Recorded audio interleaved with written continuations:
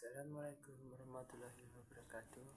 Perkenalkan, saya Dimas Arya Pertama Al-Furqon dengan NIM CNL2N23019. Saya merupakan mahasiswa D3 Perpajakan. Baiklah, sedikit ini saya akan menjelaskan tentang konsep biaya dalam akuntansi pajak. Yang pertama, karakteristik informasi dalam laporan keuangan. Yang dapat dipahami, kualitas penting informasi yang disajikan dalam laporan keuangan adalah kemudahannya untuk segera dapat dipahami oleh pengguna. Yang kedua adalah relevan. Agar bermanfaat, informasi harus relevan dengan kebutuhan pengguna untuk proses pengambilan keputusan.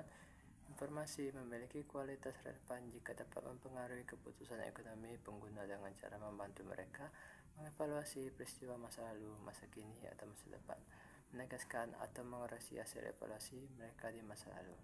Yang ketiga adalah materialitas.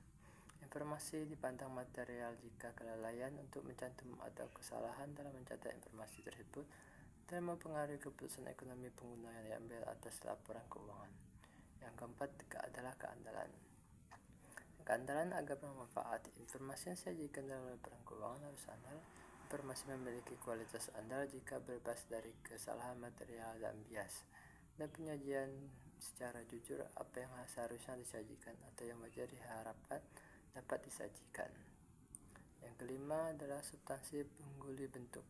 Transaksi, peristiwa, dan kondisi lain dicatat dan disajikan sesuai dengan substansi dan realitas ekonomi dan bukan bentuk hukumnya. Yang keenam adalah pertimbangan sehat.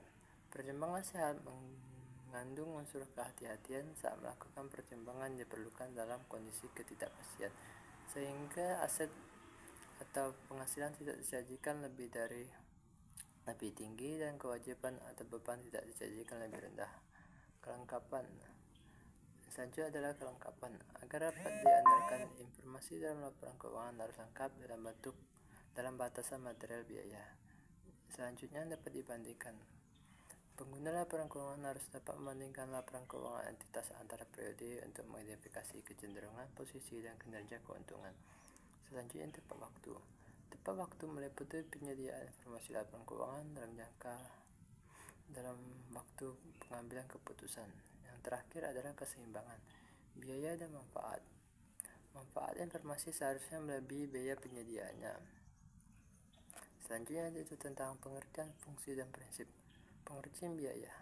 Dalam ilmu bisnis dan akuntansi, pengertian biaya adalah nilai moneter atau jumlah uang yang dikeluarkan oleh perusahaan untuk menghasilkan suatu produk atau jasa.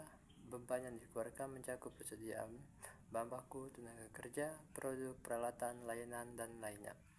Jumlah yang dikeluarkan dicatat dalam catatan pembukuan sebagai beban. Dari sudut pandang penjual, jika mereka dapat menjual barang dengan harga yang sama dengan beban produksi, maka mereka akan mencapai BEP atau Break Even Point. Selanjutnya pengertian akuntansi pajak. Akuntansi perpajakan adalah sebuah aktivitas pencatatan keuangan pada sebuah badan usaha atau lembaga untuk mengetahui jumlah pajak yang harus dibayarkan dalam dunia perpajakan. Akuntansi sebenarnya bukan istilah yang resmi. Istilah yang lebih tepat sebenarnya adalah pembukuan atau pencatatan. Tapi karena sistem pajak yang ditetapkan pemerintah saat ini, sebuah lembaga atau badan usaha diharuskan untuk menerapkan sistem akuntansi. Selanjutnya itu fungsi akuntansi pajak. Sebagai dokumentasi perpajakan tahunan yang bisa dipakai untuk perbandingan dan mengetahui riwayat keuangan perusahaan. Yang kedua, sebagai laporan keuangan resmi yang bisa kita paparkan saat ingin mendapatkan investor atau kegiatan publikasi lainnya. Yang ketiga, sebagai bahan analisis untuk mengetahui sebesar pajak yang harus dibayar perusahaan atau lembaga keuangan di masa yang akan datang. Yang terakhir, sebagai strategis menganalisa pajak perencanaannya di masa yang akan datang. Selanjutnya tentang prinsip akuntansi perpajakan. Yang pertama, kesatuan prinsip ini menyatakan bahwa sebuah perusahaan merupakan satu kesatuan ekonomi yang tidak dapat disatukan dengan entitas ekonomi lain, yaitu pemilik perusahaan atau lembaga lain yang secara hukum tidak memiliki hak. Yang kedua, prinsip historis mengharuskan pencatatan keuangan secara real terhadap pembiayaan sebuah barang atau aset. Misalnya, apabila perusahaan membeli sebuah bangunan seharga 250 juta, tetapi dalam proses negosiasi akhirnya didapatkan harga 200 juta, maka pencatatan yang harus dibukukan adalah senilai 200 juta sesuai kesepakatan akhir yang dibayarkan. Yang ketiga, pengungkapan penuh untuk mendapatkan hasil yang akurat. Setiap pencatatan aktivitas keuangan harus disajikan secara informatif dan detail, bahkan kalau perlu tambahkan catatan kaki atau lampiran penting sebagai referensi. Selanjutnya tentang klasifikasi pajak.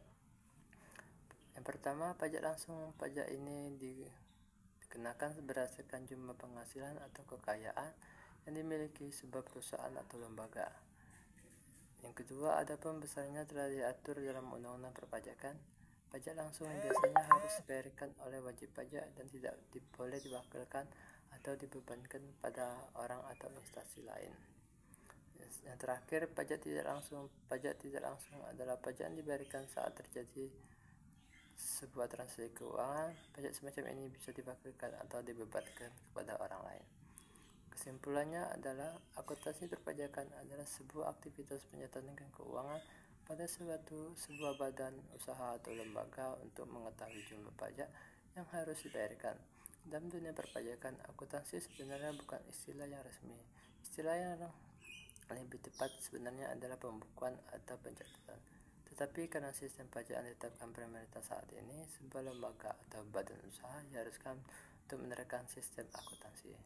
Fungsi-fungsi akuntansi pajak sangatlah penting, maka setiap pengolahan data dan pencatatan keuangan harus dilakukan secara detail dan dirinci agar hasil yang diperoleh sesuai dengan kenyataan dan dapat dipertanggungjawabkan.